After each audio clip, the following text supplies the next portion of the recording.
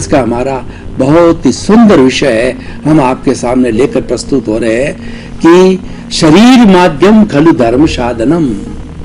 भाई और बहनों, इसका अर्थ यह हुआ कि ये शरीर है धर्म साधना का माध्यम बनता है। हर कार्य को करने के लिए माध्यम बनना चाहिए। जैसे कि हमारे को यहाँ से 100 किलोमीटर की दूरी पर जाना है, तो माध्यम के लिए हमको कार चाहिए, बस चाहिए, ट्रेन चाहिए, और ज्यादा दूरी हो तो फ्लाइट भी चाहिए। तो इस तरीके से वो हमारे माध्यम बन गए। माध्यम को हम दूसरे शब्दों के अंदर साधन कह सकते हैं। साधन के बिना साध्य की प्राप्ति नहीं हो सकती है, इसीलिए हर चीज का माध्यम होना जरूरी है।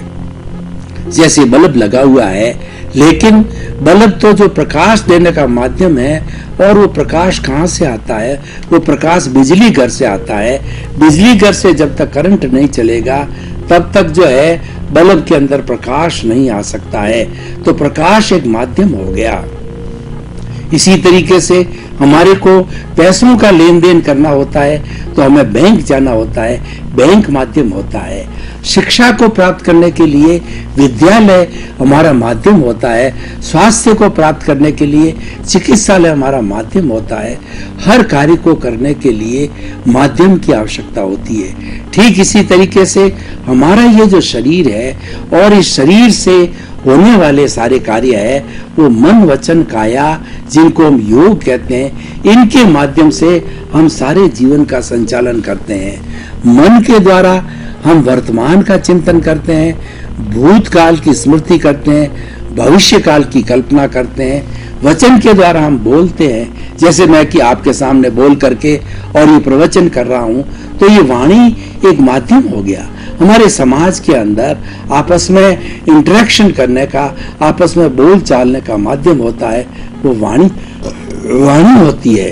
वाणी के लिए राजस्थानी में कहावत है कि बोलिया के लाद्या, यानी कोई व्यक्ति अगर बोलता है तो उसकी गहराई मालूम हो जाती है कि वो कितना समझदार है, कितना विद्वान है, उसमें कितना ज्ञान है और उसके अंदर कितनी योग्यता है। सब वाणी के माध्यम से वो प्रदर्शित हो जाती है। तो वाणी जो है हमारे वार्तालाप का माध्यम है, और ये शरीर है हमारे सब तरह के कार्य करने का माध्यम है। ये बात अलग है कि हम मन वचन काया की शुभ प्रवृत्ति करते हैं या अशुभ प्रवृत्ति करते हैं। व्यक्ति इस शरीर का उपयोग अशुभ प्रवृत्ति के लिए भी कर सकता है। अशुभ प्रवृत्ति का मतलब है किसी को दुख देना, हिंसा करना, झूठ बोलना, किसी का तिरस्कार करना, किसी को गाली देना, किसी को इंसल्ट करना, ये भी माध्यम हो सकता है। लेकिन अगर व्यक्ति समझदार है, अगर व्यक्ति ज्ञान लिए हुए हैं, अगर व्यक्ति ज्ञानी है, तो वो क्या करेगा? शरीर माध्यम खलु धर्म साधनम। इस शरीर को धर्म साधना का मार्ग बनाएगा, धर्म साधना का साधन बनाएगा, माध्यम बनाएगा। और सही पूछा जाए तो हमें ये शरीर जो है वो धर्म की आराधना करने के लिए मिला है, इसको व्यर्थ गंवाने के लिए नहीं मिला है। क्योंकि हमारी भारतीय संस्कृति के अंदर 4 बातें अति दुर्लभ कही गई है। सबसे पहली बात है कि मानव जीवन का मिलना, मानव जीवन का मिलना अति दुर्लभ है और भाग्य से ये प्राप्त हो गया। तो दूसरी बात है कि ईश्वर की वाणी सुनने का अवसर मिलना, जिन वाणी सुनने का अवसर मिलना। ऐसे बहुत से लोग हैं दुनिया के अंदर जो भगवान की वाणी, ईश्वर की वाणी नहीं सुन पाते हैं, उनके संपर्क में नहीं जाते हैं। और तीसरा जो है सबसे दुर्लभ कार्य है कि ईश्वर की वाणी तो हमने सुन ली, लेकिन ईश्वर की वाणी में विश्वास होना। खाली सुनने से क्या होगा? जब तक उस चीज में विश्वास नहीं होगा वो हमारे चरित्र में, हमारे जीवन में नहीं ढलेगी। इसीलिए जो है ये तीसरा दुर्लभ कार्य हो गया। और चौथा दुर्लभ कार्य और अति दुर्लभ कार्य यह है कि उस भगवान की वाणी को, भगवान के वचनों को, अच्छे कार्यों को चरितार्थ करना, जीवन के अंदर ढालना, हृदयंगम करना, आत्मसात करना और उसी के अनुरूप जो है अपना एक आदर्श जीवन बनाना। ये सबसे ज्यादा कठिन कार्य है। तो इतने कठिन कार्य है वो मानव ही कर पाता है, तो वो सब करने के लिए हमें सबसे पहले ये चिंतन करना चाहिए कि शरीर माध्यम खलु धर्म साधनम, इस शरीर को मैं जो है आत्मरंजन के लिए काम में लूं, मनोरंजन के लिए काम में न रहूं। मनोरंजन करना है, समय का वेस्टेज होता है और इस शरीर का दुरुपयोग है। सही माने में ये शरीर आत्मरंजन के लिए भेजा गया है कि तुम प्रभु की भक्ति करो, अच्छे कार्य करो, परोपकार करो, किसी की सेवा करो और प्राणी मात्र को दुख मत दो। ये हम जो है शरीर माध्यम खलु धर्म साधनम का सदुपयोग कैसे कर सकते हैं कि हे मेरे भीतर विराजमान शुद्ध आत्मा भगवान, मुझे ऐसी शक्ति दो, जागृति दो कि मैं 84 लाख जीवा योनि के प्राणी मात्र के प्रति उसको दुख न दूं, कष्ट न दूं, मेरे द्वारा किसी को दुख न हो, कष्ट न हो, ऐसी मुझे शक्ति दो, जागृति दो। ये जागृति हमारे भीतर जो प्रभु बैठा है उससे मांगनी होती है, क्योंकि प्रभु है वो अनंत ज्ञान का भंडार है। ज्ञान मांगना है प्रभु से मांगो, और प्रभु है अनंत दर्शन वाला है, यानी अनंत श्रद्धा का केंद्र है, और प्रभु है अनंत शक्ति वाला है।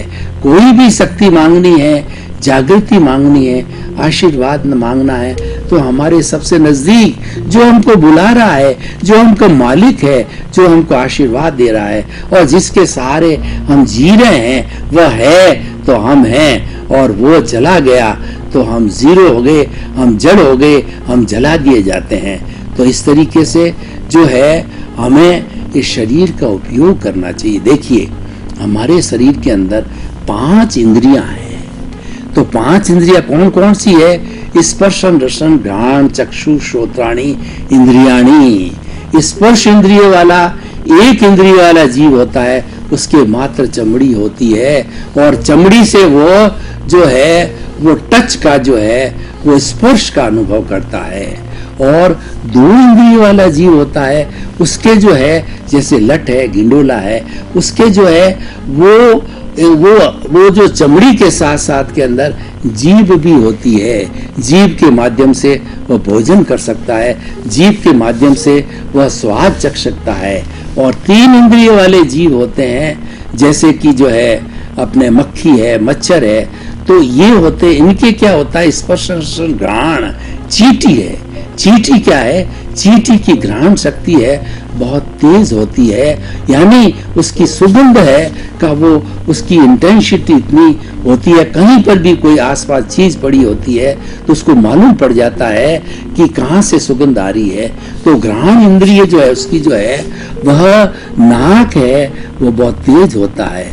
और 4 इंद्रिय वाले मक्खी मच्छर होते हैं, उसकी एक आंख जुड़ जाती है, आंख के माध्यम से वो देख लेते हैं। इसीलिए हम कभी भी हाथ हिलाते हैं, करते हैं, तो मक्खी मच्छर जो है हमारे उस हाथ को देख करके वो उड़ जाते हैं। और 5 इंद्रिय वाला जीव होता है, उसके 5 इंद्रिय होती है, स्पर्शन रसन घ्राण चक्षु और श्रोत्र, वो संपूर्ण जो है प्राणी होता है। 5 इंद्रिय वाले प्राणी जो है हमारे पशु भी है, पक्षी भी है, लेकिन उसके अंदर आत्मा का इतना विकास नहीं होता है, इंद्रियों का इतना विकास नहीं होता है, मन का इतना विकास नहीं होता है, बुद्धि का इतना विकास नहीं होता है। इसीलिए कोई बहुत बड़ा कार्य जो है नहीं कर सकते, अपने शरीर को जो है धर्म की जो साधना के लिए उपयोग नहीं कर सकते।